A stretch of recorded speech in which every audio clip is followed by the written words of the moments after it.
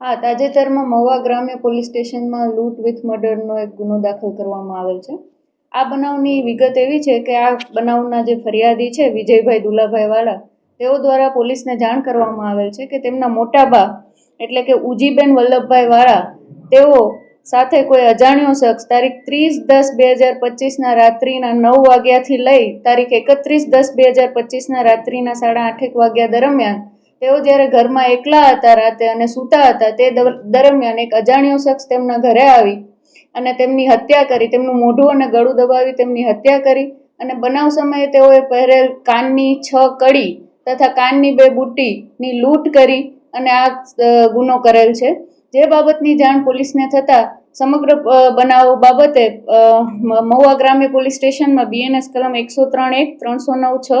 332B મુજબ ગુનો દાખલ કરવામાં આવેલ છે અને આરોપીની શોધખોળ ચાલુ કરવામાં આવેલ છે.